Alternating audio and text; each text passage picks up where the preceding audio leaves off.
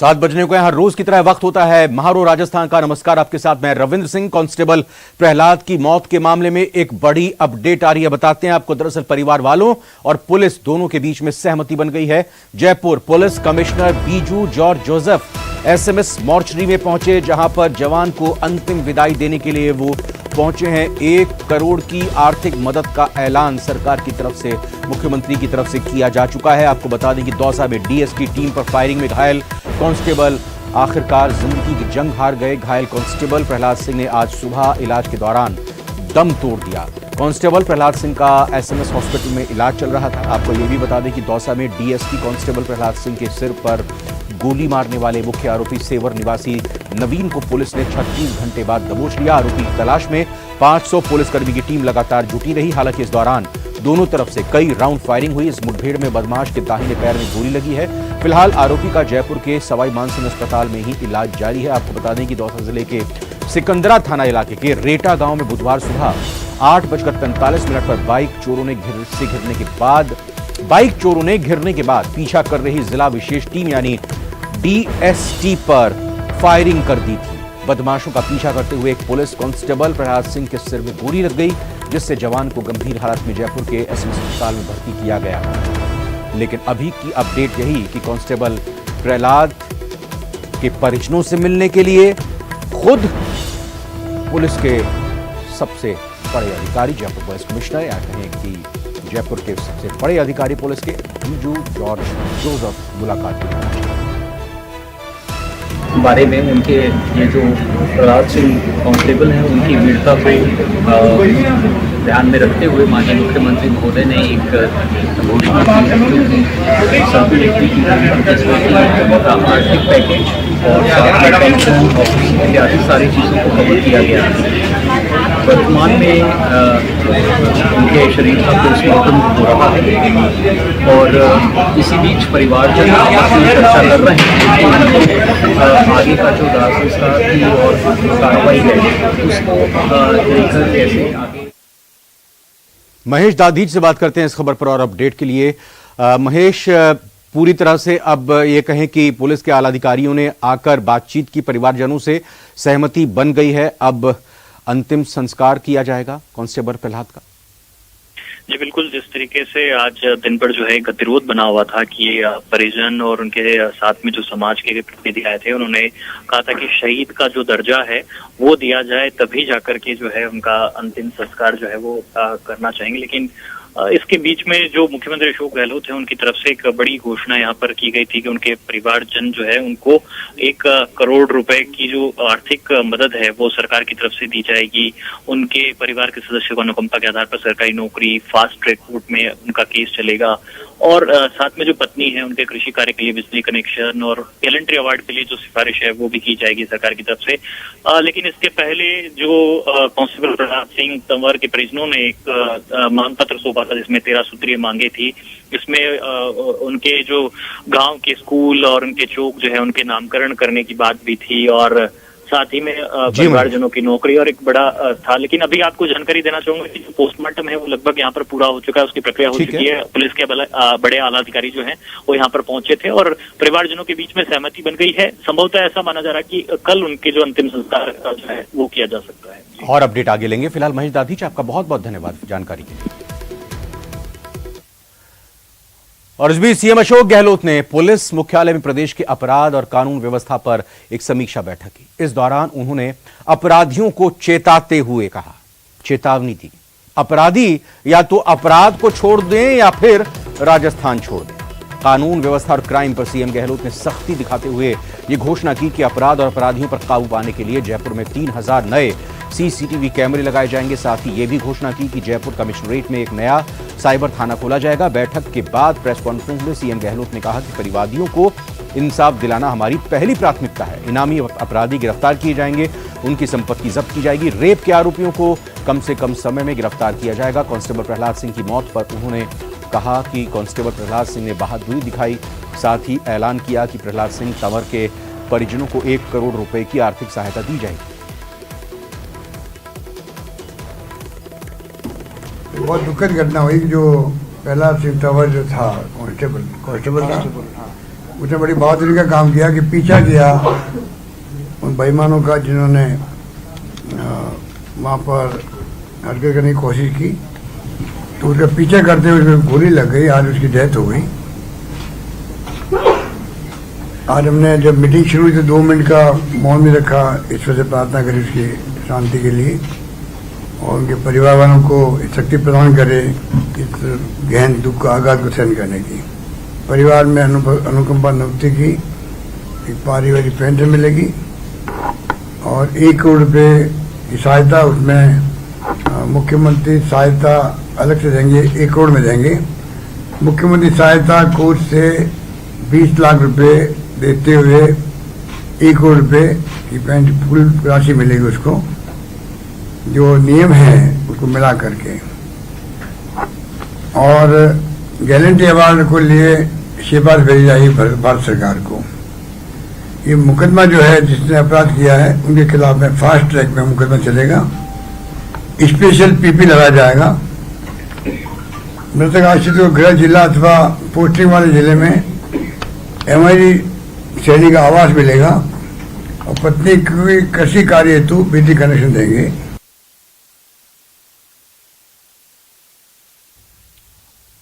और मुख्यमंत्री अशोक गहलोत की कैबिनेट की बैठक में पहली बार जयपुर से बाहर कोटा में आयोजित ये की जाएगी।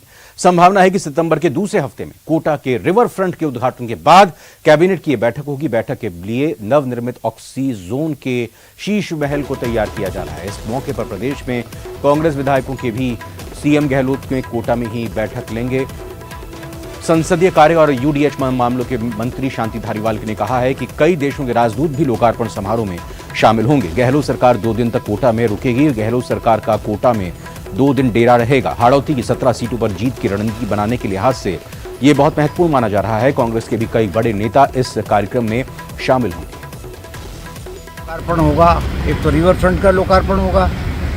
रिवर फ्रंट का तो सुबह से लेकर शाम तक प्रोग्राम चलेगा और दूसरा जो सिटी पार्क ऑक्सीजन बनाया है उसका लोकार्पण होगा। उसी सिटी पार्क ऑक्सीजन में ही जो आपका ये शीश महल बना है, आपका शीश महल में कैबिनेट की मीटिंग होगी। और इस साल नवंबर दिसंबर में होने वाले विधानसभा चुनाव के लिए कांग्रेस ने राज्यसभा सदस्य रंजीत रंजन और हरियाणा की पूर्व मंत्री किरण चौधरी समेत 4 समन्वयक नियुक्त किए हैं। उन्होंने कहा कि 3-4 सितंबर की मीटिंग में एजेंडा तय होगा और प्रदेश में माहौल अच्छा है, सब मिलकर मेहनत करेंगे। साथ ही उन्होंने ये भी कहा कि हर हाल में सरकार रिपीट करानी है। इसके अलावा उन्होंने नई जिम्मेदारी के लिए आला कमान का आभार व्यक्त किया। सबसे पहले तो कोऑर्डिनेटर बनाने के लिए मैं अपने राष्ट्रीय अध्यक्ष खड़गे साहब को, CPP चेयरपर्सन मैडम सोनिया जी को और राहुल जी को धन्यवाद करती हूँ कि उन्होंने एक बड़ी जिम्मेदारी दी है, ट्रस्ट किया है, चुनाव है।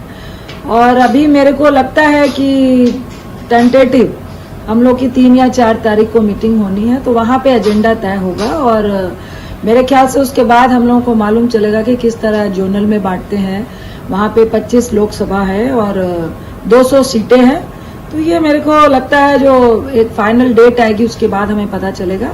पर जिस उम्मीद के लिए राजस्थान में चुनाव है और हम सब मिलकर, हमें ये मालूम है कि पूरी मेहनत करनी है, माहौल अच्छा है और निश्चित तौर से हम लोगों को सरकार लेकर आनी है। और अब बात करते हैं परिवर्तन के लिए बीजेपी की यात्रा की। बीजेपी ने परिवर्तन यात्राओं को लेकर घोषणा कर दी है। 2 सितंबर से 5 सितंबर तक अलग अलग दिशाओं से निकलने वाली यात्राओं का बीजेपी के केंद्रीय नेताओं का द्वारा शुभारंभ किया जाएगा। खास बात यह है कि सभी यात्राएं सामूहिक नेतृत्व में निकाली जाएंगी। विधानसभा चुनावों के मद्देनजर अब बीजेपी यात्राओं के जरिए जनता को साधने की कोशिश में निकल रही है। 2 सितंबर से 5 सितंबर तक बीजेपी प्रदेश के 4 अलग अलग दिशाओं से परिवर्तन यात्रा का शुभारंभ करेगी। सभी यात्राओं का बीजेपी का शीर्ष नेतृत्व आगाज करेगा। बीजेपी चुनाव प्रबंधन समिति ने आज परिवर्तन यात्राओं को लेकर अधिकृत घोषणा कर दी है। 4 दिशाओं से निकलने वाली 4 परिवर्तन यात्राएं प्रदेश में कुल 8,982 किलोमीटर की दूरी तय करेंगी। ये यात्रा राजस्थान की 200 विधानसभाओं से होते हुए कुल 8,982 किलोमीटर की दूरी तय करेगी। पहली परिवर्तन यात्रा 2 सितंबर 2023 को हमारे राष्ट्रीय अध्यक्ष आदरणीय श्री जेपी नड्डा जी के सानिध्य में त्रिनेत्र गणेश जी रणथंभौर सवाई माधोपुर से प्रारंभ होगी, जिसमें भाजपा के वरिष्ठ नेतृत्व उपस्थित रहेगा। दूसरी, ये जो प्रथम यात्रा है, ये कुल 18 दिन में 1847 किलोमीटर चलकर, जिसमें भरतपुर संभाग, जयपुर संभाग और कोटा जिले की कुल 47 विधानसभाओं को, टोंक जिले की कुल 47 विधानसभाओं से होती हुई चलेगी। पर्यटन यात्रा के दौरान विधानसभा क्षेत्रों में अनेकों स्थानों पर स्वागत की कार्यक्रम होंगे, स्वागत सभाएं भी होगी और जनसभाओं का आयोजन भी किया जाएगा। यह त्रिनेत्र जी महाराज रणथंभौर सवाई माधोपुर से रवाना होकर जयपुर शहर में आकर इसका समापन होगा। ये कुल 18 दिन यात्रा चलेगी। कांग्रेस की महाभ्रष्ट, युवा विरोधी, महिला विरोधी और किसान विरोधी इस निकम्मी सरकार को उखाड़ फेंकने के उद्देश्य से और इस संकल्प के साथ भारतीय जनता पार्टी परिवर्तन यात्रा 2 सितंबर से शुरू कर रही है। भाइयों, इस बार ये यात्रा केवल मात्र सरकार परिवर्तन ही नहीं, यात्रा के स्वरूप को, परिवर्तन को लेकर के जनता के बीच में जा रही है। हमारी अभी तक जो विषय जो तय हुआ है वो आपको माननीय नारायण जी ने बताया। सभी यात्राओं में हमारे प्रदेश के प्रमुख नेता, केंद्रीय नेताओं का मार्गदर्शन सब में मिलने वाला है। सभी सभाओं में सभी वरिष्ठ नेता जाएंगे और केंद्र के जो हमारे नेता हैं उनके नेतृत्व में प्रारंभ होगी। हमारे केंद्रीय मंत्री, हमारे राष्ट्रीय पदाधिकारी, हमारे राजस्थान के जो प्रदेश अध्यक्ष और प्रमुख विपक्ष के नेता, ये सब उन सभाओं में जाएंगे। मैंने आपसे निवेदन किया, इस यात्रा के अंदर आम जन को संबोधन करने के लिए, नेतृत्व करने के लिए वसुंधरा जी भी जाएगी, सीपी जोशी जी भी जाने वाली है, राजेंद्र राठौड़ जी भी जाएंगे और गजेंद्र सिंह जी भी।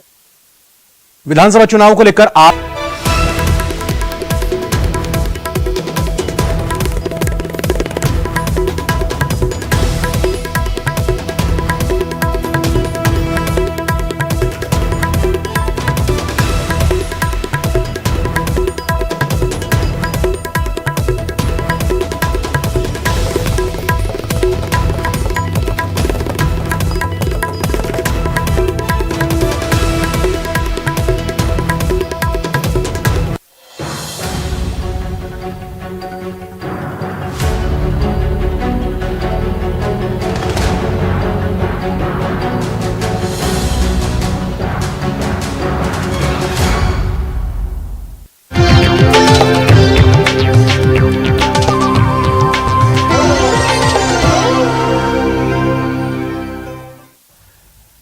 ब्रेक के बाद स्वागत है आपका। राजस्थान में सरकार रिपीट करने के कांग्रेस के दावे के बीच केंद्रीय जल शक्ति मंत्री गजेंद्र सिंह शेखावत उनकी तरफ से एक बड़ी बयान सामने आया है। उनके मुताबिक एआरसीपी के मसले पर प्रदेश सरकार पर वो जुबानी प्रहार करते दिखे हैं। इस मुद्दे पर उन्होंने कहा कि भ्रम फैलाया जा रहा है। इस रिपोर्ट में देखते हैं।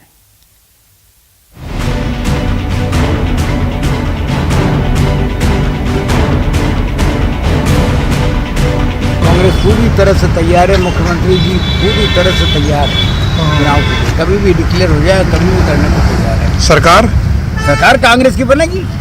हाँ, चाहे कितना ही प्रचार कर लें कि हम डिलीट कर देंगे, डिलीट नहीं हो पाएगी। जनता तो रिपीट करना चाहती है। समर में जीत की हुंकार प्रभावशाली हथियार मानी जाती है। इससे न सिर्फ अपने खेमे को जीत के लिए प्रेरित किया जाता है, बल्कि प्रतिपक्षी पर भी मनोवैज्ञानिक बढ़त बनाई जाती है। इसीलिए प्रदेश की सरकार के कद्दावर मंत्री शांति धारीवाल चुनावी समर में कांग्रेस सरकार के रिपीट होने का दावा कर रहे हैं। चुनाव तो देखिए, चुनाव आयोग कब की तारीख देता है उसका तो मुझे पता नहीं। जब भी देवे, हम कांग्रेस तो तैयार बैठी है। हो सकता है क्या, इनकी तो क्या कहेंगे। कांग्रेस के सिपह सालार ही नहीं, सरकार के मुखिया भी मिशन 156 को साकार करने में जुटे हैं। तभी महंगाई राहत कैंप के बाद अब सरकार के मुखिया ने विजन 2030 की मुहिम भी चला रखी है। अभी तक आगामी कार्य योजना के लिए विजन तैयार कर रहे सीएम अशोक गहलोत ने इसे मिशन 2030 नाम दिया है। सीएम कहते रहे हैं कि साल 2030 तक प्रदेश को देश के अग्रणी राज्यों में शामिल करवाना ही उनका मकसद है। मिशन 2030 जो है, मैं समझता हूँ पूरे प्रदेशवासियों को जो हम लोगों ने उनसे आह्वान किया है, रिक्वेस्ट की है, उसके अकॉर्डिंग टू हर वर्ग को अपने विचार साझा करना चाहिए। मेरी अपील रहेगी तमाम प्रदेशवासियों से, छात्रों से, युवाओं से, विशेष रूप से महिलाओं से, इस प्रकार से हम जो है एक सपना देखा सबने 2030 का, उसमें हम लोग कहे जंप करें आगे बढ़ने के अंदर, जिससे कि रास्ता खुशहाल रास्ता मिले, या कि नई पीढ़ी का, आने वाली पीढ़ियों का भविष्य उज्जवल हो। मिशन 2030 का संकल्प साकार करने में जुटे सीएम अशोक गहलोत बीजेपी को कामयाबी के रास्ते का पत्थर बताते हैं। बीजेपी की मंशा पर सवाल उठाते रहे हैं। ऐसा ही एक मुद्दा ईआरसीपी है, जिससे लेकर सीएम अशोक गहलोत केंद्र सरकार पर हमलावर है। सीएम कहते हैं कि बार बार वादा करने के बाद भी केंद्र सरकार ईआरसीपी को राष्ट्रीय परियोजना घोषित नहीं कर रही है। इसके बावजूद वे इसे धरातल पर उतारने का मादा रखते हैं। कोई कमी नहीं आने देते हैं पानी की योजना को लेकर के आज भी, और ईआरसीपी इतनी बड़ी योजना जो पिछली गवर्नमेंट बनाई हुई है, अब राष्ट्रीय परियोजना घोषित नहीं करने की जिद पकड़ रखी है। उसका मेरे पास इलाज नहीं, वो तो केंद्र सरकार ही कर सकती है, और हमारी जिद है अगर वो नहीं करेंगे तो हम करके दिखाएंगे राजस्थान का ईआरसीपी की योजना पूरी कर देना। चुनावी मौसम में केंद्र सरकार पर सीएम का वार बेकार कैसे जा सकता था, इसलिए शुक्रवार को सवाई माधोपुर के दौरे पर रहे केंद्रीय जल शक्ति मंत्री गजेंद्र सिंह शेखावत ने प्रदेश के मुख्यमंत्री अशोक गहलोत को ईआरसीपी के मसले पर खुली चुनौती दे डाली।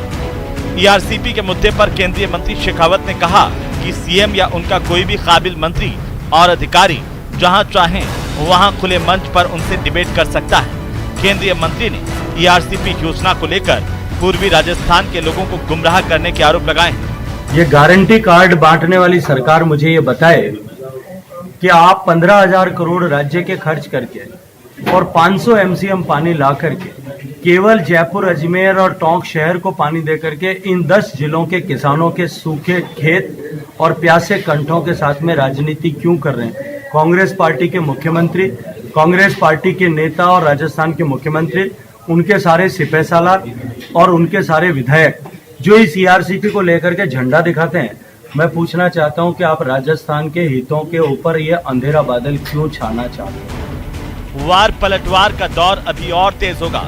राजस्थान का चुनावी समर भारतीय जनता पार्टी और कांग्रेस दोनों के लिए बहुत महत्वपूर्ण है। हिमाचल और कर्नाटक में हुए विधानसभा चुनाव में कांग्रेस के हाथों मिली मात के बाद बीजेपी फूंक फूंक कर कदम रख रही है। बीजेपी को सत्तासीन करने की जिम्मेदारी प्रधानमंत्री मोदी ने खुद अपने कंधों पर उठा रखी है। वहीं हालात कांग्रेस के भी अच्छे नहीं हैं। राजस्थान में हर 5 सालों के बाद सत्ता परिवर्तन का रिवाज रहा है। विश्लेषक कहते हैं कि इसीलिए कांग्रेस के सामने इस बार के चुनाव में काफी चुनौतियां हैं। पार्टी की अंदरूनी कलह और सत्ता विरोधी भावना से पार पाना बड़ी चुनौती है। Bureau report, news 18 Rajasthan.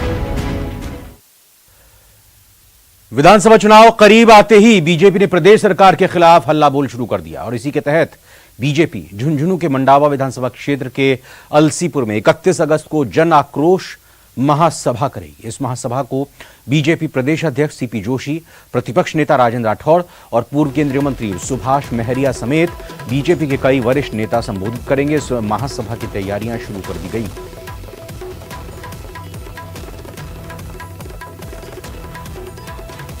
4.5 पौने 5 साल से राज्य की कांग्रेस सरकार ने, राज्य के मुख्यमंत्री जी ने जिस प्रकार से वहां के स्थानीय विधायकों को मिनी मुख्यमंत्री का पावर दे रखा है और जिस प्रकार से कांग्रेस के विधायक अपने अपने क्षेत्रों में अपने पावर का दुरुपयोग कर रहे हैं, अपनी शक्ति का दुरुपयोग कर रहे हैं, जनता को परेशान करने का काम कर रहे हैं और साथ ही जो उनके राजनीतिक रूप से विरोधी जो लोग हैं उनको टारगेट करके उनको थानों में मुकदमे दर्ज करवाना, उनको थानों में बंद करवाना। उनकी दौसा से बड़ी खबर, जहां कौलाना जेल के सामने पानी की टंकी पर ग्रामीण चढ़ गए हैं। निलंबित कांस्टेबल महेश गुर्जर की गिरफ्तारी की ये लोग मांग कर रहे हैं। ग्रामीण मांग लगातार कर रहे हैं कि गिरफ्तार किया जाए। निलंबित पुलिस कर्मी को 15 अगस्त की रात को महेश गुर्जर रेप करते हुए पकड़ा गया था। ग्रामीणों के द्वारा पुलिस के हवाले करने के बावजूद आरोपी फरार हो गया था। पिछले करीब 10 दिनों में पुलिस आरोपी को गिरफ्तार नहीं कर पाई है। इस बसपा थाना पुलिस फिलहाल मौके पर पहुंची हुई है। टंकी पर चढ़े हुए ग्रामीणों से समझाइश कर रही है। तो दौसा की इस बड़ी खबर के बारे में आपको बता रहे हैं, जहां कौलाना जेल के सामने पानी की इस टंकी पर ये ग्रामीण चढ़े हुए दिखाई दे रहे हैं आपको तस्वीरों में। निलंबित कांस्टेबल महेश गुर्जर की गिरफ्तारी की लोग मांग कर रहे हैं। फरार भी है अभी ये, और इसको गिरफ्तार करने की मांग इनकी तरफ से की जा रही है। दीवाना के नवनिर्मित मिनी सचिवालय के आसपास बेशकीमती सरकारी जमीनों पर अब भूमाफियाओं का कब्जा हो चुका है। सचिवालय के सामने ही सड़क के सरहद में रसूखदार भूमाफियाओं ने अवैध निर्माण का काम पूरा हो चुका है। वहीं विभाग ने अब इन दुकानों पर नोटिस चस्पा किया है। अजमेर के सावर मुख्य ब्लॉक शिक्षा अधिकारी कार्यालय के अंतर्गत मतदाता शिक्षा कमेटी द्वारा ELC अभिमुखीकरण कार्यक्रम के तहत मतदाता जागरूकता के लिए 1 दिवसीय प्रशिक्षण कार्यशाला का आयोजन किया है। श्री गंगानगर के केसरी सिंहपुर थाना क्षेत्र के गांव फूसेवाला में ग्रामीण पीने के पानी की समस्या को लेकर टंकी पर चढ़ गए। वाटर वर्क्स के कर्मियों पर लापरवाही के आरोपी लगाए गए। गंग कैनाल में पानी आपूर्ति बंद होने का असर देखने को मिला।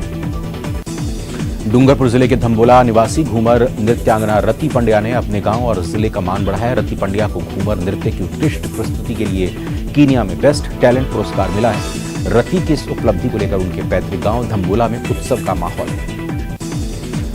बीकानेर में बढ़ते अपराध पर लगाम लगाने को लेकर पुलिस की मुस्तैदी जारी है। आए दिन शहर में होने वाली फायरिंग और चाकूबाजी घटनाओं पर रोक लगाने के लिए पुलिस अपराधियों की धरपकड़ में जुटी हुई है। 12 शहर के सबसे बड़े व्यापारिक संगठन 12 व्यापार महासंघ में इन दिनों जमकर घमासान चल रहा है। कपड़ा व्यापार समिति को महासंघ से बाहर निकाल जाने से व्यापारी में खासा रोष है। जिले भर के कपड़ा व्यापारी व्यापार महासंघ के संवैधानिक तरीकों को लेकर अपना रोष जता रहे हैं। राजसमंद में चल रहे झील महोत्सव के दूसरे दिन राजसमंद झील स्थित 9 चौकी पाल पर स्वच्छता अभियान का आगाज किया गया। इस दौरान झील किनारे पड़ी गंदगी को साफ किया गया और पाल पर वृक्षारोपण भी किया। करौली में 11 सूत्रीय मांगों को लेकर चल रहे धरना प्रदर्शन के बीच नर्सिंगकर्मी शुक्रवार को सामूहिक अवकाश पर रहे। नर्सिंगकर्मियों ने सामूहिक अवकाश रखकर जयपुर में आयोजित होने वाली महारैली के लिए कूच किया। चित्तौड़गढ़ की पारसोली थाना पुलिस ने होटल संचालक और अन्य लोगों द्वारा नाबालिग बालक के अपहरण कर उसका शोषण कर पैसों की चोरी का आरोप लगाकर बालक के साथ मारपीट करने के दर्ज प्रकरण में 2 आरोपियों को गिरफ्तार किया। शाहपुरा में कई मांगों को लेकर नर्सिंगकर्मी हड़ताल पर हैं। जयपुर के आज होने वाले आंदोलन के हिस्सा लेने के लिए शाहपुरा से बड़ी संख्या में नर्सिंगकर्मी बसंतपुर से जयपुर पहुंचे। उन्होंने सरकार के खिलाफ वादाखिलाफी का आरोप लगाते हुए जमकर नारेबाजी भी की। हनुमानगढ़ जिले के पीलीबंगा में घर के सामने पड़े कचरे को उठाने के लिए परिवार रात भर नगर पालिका कार्यालय के बाहर धरने पर बैठा रहा और कोई भी अधिकारी मौके पर नहीं पहुंचा। कोटा ग्रामीण में कोटा झालावाड़ हाईवे पर दरा के पास तेज रफ्तार डंपर ने बाइक सवार एक महिला को कुचल दिया। हादसे में महिला की मौके पर ही दर्दनाक मौत हो गई, जबकि 2 अन्य लोग भी घायल हो गए। जालोर विधानसभा चुनाव में पार्टी पदाधिकारी की हौसला अफजाई करने आए कांग्रेस के वरिष्ठ नेता डॉक्टर चंद्रभान से चर्चा के बाद टिकट को लेकर कांग्रेस के नेता उलझ गए। ये वाकया उस दौरान हुआ जब चर्चा करके नेता बाहर निकले। उस समय जातीय चर्चा को लेकर बहसबाजी हुई। कांग्रेस के जिलाध्यक्ष फतेह खान सर्किट हाउस के बाहर बाड़मेर पहुंचे। दोनों ही प्रभारी नेताओं के सामने दर्जन भर से ज्यादा सरपंचों को अलग से मिलकर अपनी दावेदारी को मजबूती से रखते हुए टिकट फतेह खान को देने की तय की। नर्सेस कर्मचारियों ने जयपुर में हल्ला बोला। रामलीला मैदान में 11 सूत्रीय मांगों को लेकर प्रदर्शन किया गया। केंद्र के समान वेतन भत्ते, कैडर रिव्यू समेत कई मांगे इसमें शामिल हैं। राजस्थान नर्सिंग संगत समिति के बैनर तले नर्सिंग कर्मियों ने कार्यवाही बहिष्कार करते हुए जयपुर की ओर कूच किया। अजमेर JLN मेडिकल कॉलेज और अस्पताल के साथ ही अन्य सरकारी चिकित्सालयों में कार्यरत नर्सिंग कर्मियों की ओर से आज सामूहिक अवकाश लेते हुए जयपुर की तरफ कूच किया। अलवर के वैशाली नगर थाना पुलिस ने सूर्यनगर स्थित फ्लैट को 2 लोगों को गिरफ्तार किया है। पुलिस ने इसके कब्जे से एक देसी कट्टा भी बरामद किया है।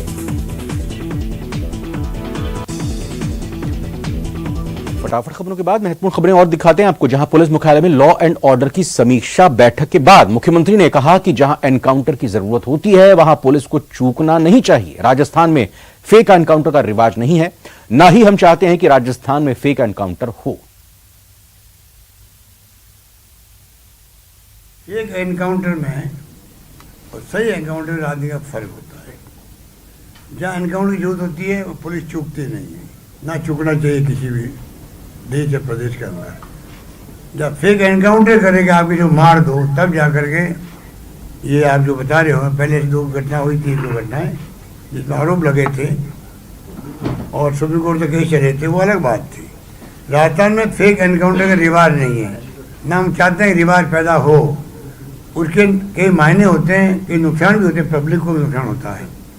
फेक एनकाउंटर के माध्यम से आप निर्दोष को मार सकते हो दुश्मन निकालने के लिए, वो कभी हम अलाउ नहीं करेंगे। परंतु जब जरूरत है, आगे वाला हथियारबंद है, फायरिंग कर रहा है, वहाँ अगर फेक एनकाउंटर की जगह जेन्युइन एनकाउंटर है तो कौन रोकता पुलिस को? नर्सिंग कर्मचारियों ने आज जयपुर में सामूहिक अवकाश लेकर विरोध प्रदर्शन किया। जयपुर के सवाई मानसिंह मेडिकल कॉलेज के सामने जुटे नर्सिंग कर्मचारियों ने मेडिकल कॉलेज से न्यू गेट रामलीला मैदान तक रैली निकाली। इसके बाद रामलीला मैदान में प्रदर्शन किया। राजस्थान नर्सिंग संयुक्त संघर्ष समिति के बैनर तले हुए इस आंदोलन से पहले संघर्ष समिति के नेता प्यारेलाल चौधरी, राजेंद्र सिंह राणा और नरेंद्र सिंह शेखावत ने संयुक्त बयान जारी कर कहा कि हम पिछले 3 महीने से अपनी मांगों को लेकर लगातार शांतिपूर्वक आंदोलन कर रहे हैं, लेकिन सरकार ने हमारी मांगों पर कोई विचार नहीं किया। मांगों को लेकर पिछले 40 दिन से हमारा ध्यान आकर्षण धरने, और आज अभी 10वां दिन है, हम 2 घंटे का टोकन स्ट्राइक कर रहे हैं। ये 11 सूत्री मांगों में दिल्ली हो या राजस्थान, वेतन भत्ते एक समान, उसके साथ में हमारा कैडर रिव्यू, नोशनल बेनिफिट की मांग, हमारे एएनएम एथलेट्स का पदनाम परिवर्तन, ड्रेस कोड, ऐसी बहुत सारी मांगे जो हैं उनको लेकर 11 सूत्री मांगों को लेकर ये नर्सेज में आते हैं। राजस्थान की सरकार को हमने 4 महीने का टाइम दिया, 4 महीने से लगातार हम आंदोलन कर रहे हैं, लेकिन राजस्थान की सरकार ने हमारे आंदोलन पे कोई ध्यान नहीं दिया। अब हम सरकार को पुनः 12-13 दिन का टाइम देते हैं। जैसे मेरे पूरे साथी वक्ताओं ने कहा कि राजस्थान की सरकार को आपके माध्यम से एक बार पुनः चेतावनी देना चाहते हैं कि 5 सितंबर को राजस्थान का आम नर्सिंग कर्मी आम हड़ताल में रहेगा, और जो मरीजों को किसी तरह की तकलीफ होती है उसके लिए राज्य सरकार जिम्मेदार।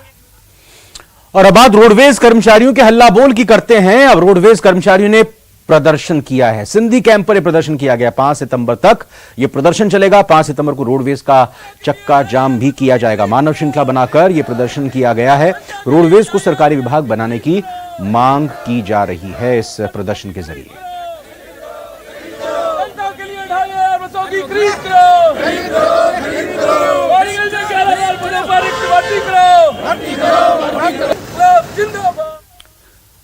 पानी की समस्या से जूझ रहे रतनगढ़ के वार्ड संख्या 10 के लोगों का आक्रोश फूट पड़ा और पर्याप्त पानी की मांग करते हुए जलदाय विभाग के एक्सीएन कार्यालय में प्रदर्शन किया गया। बीजेपी के पूर्व युवा मोर्चा अध्यक्ष गोपाल पारी के नेतृत्व में वार्ड की दर्जनों महिलाओं समेत लोग जलदाय विभाग के कार्यालय पहुंचे। प्रदर्शनकारियों ने आक्रोश जताते हुए पानी देने की मांग की। वार्डवासियों ने बताया कि वार्ड 10 के करीब 50-60 घरों में पिछले 3 महीने से पानी नहीं आ रहा है। गत दिनों वार्ड में L&T कंपनी द्वारा सीवरेज का कार्य किया गया था। उस दौरान कंपनी ने लाइन में बैंड डाल दिए, जिससे पानी का प्रेशर टूट गया तथा लोगों के घरों तक पानी नहीं पहुंचने के कारण नल सूखे हैं। विभाग के JEN विष्णु शर्मा और प्रशासनिक अधिकारी राजेंद्र सिंह बीदावत ने वार्डवासियों की समस्या को सुनते हुए जल्द ही समस्या के समाधान का आश्वासन दिया। भाजपा नेता पारीक ने बताया कि यदि रविवार तक समस्या का समाधान नहीं हुआ तो सोमवार से विभाग के कार्यालय में धरना शुरू किया जाएगा।